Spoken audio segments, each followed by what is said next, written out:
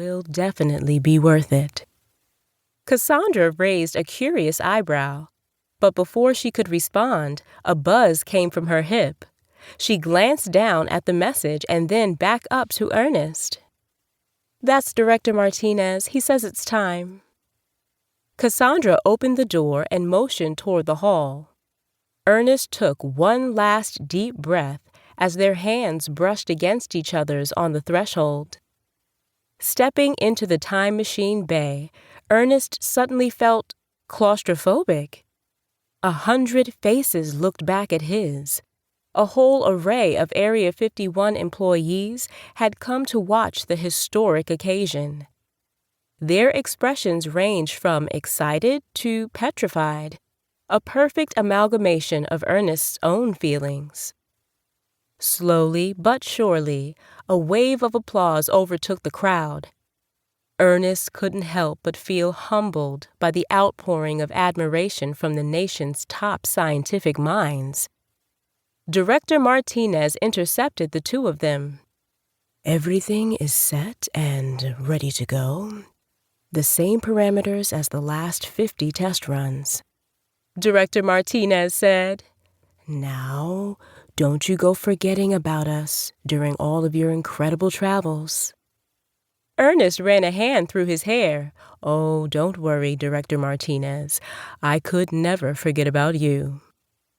The director gave a hearty chuckle and took his place at the control station.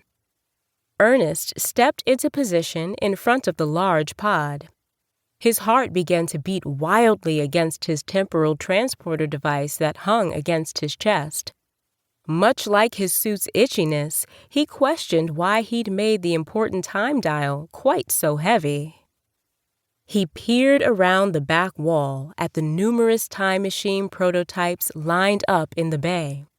The first few were in shambles, shattered pieces of titanium that couldn't hold up against the powerful portals they created. The more recent prototypes had been successful in transporting androids, plant life, and even mice through time. Each represented one step closer to this moment, the moment when Ernest's life's work would finally all be worth it. Director Martinez and the members of Ernest's Continuum navigation team hovered over the control panel. In synchronicity, they revved up the power feeding to the center machine. All that was left was for Ernest to step inside, set his coordinates on the interior time machine dashboard, and let the portal do the rest. The voltage swelled into the metallic dome. Electricity zapped faster and faster until the rhythm morphed into one continuous thrumming sound. Ernest looked over his shoulder one last time. Cassandra mouthed the words he had been searching for all this time. "I love you." The doors closed behind him with a resounding clang. He looked down at his temporal transporter and twisted the dial, aligning the clock on his chest to the coordinates set into the dashboard. Within an instant, the time portal swirled to life inside the machine. It was even more beautiful than he ever could have imagined. A churning spiral of vivid colors and shimmering silver dust. Ernest felt his hands ball up into fists by his side. He steadied his nerves, stepped into the spinning mass of particles, and felt his own atoms disassemble as his body was thrust into the space-time continuum. Cassandra held her breath, waiting for Ernest's safe return. All the oxygen in the room felt like it had been sucked out through the portal with him.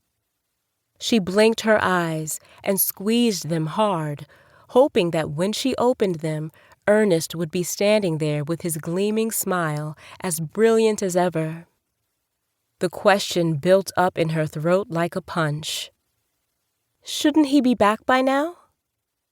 Director Martinez curled his fingers around his chin. Steam drifted and swirled in the place where the time machine had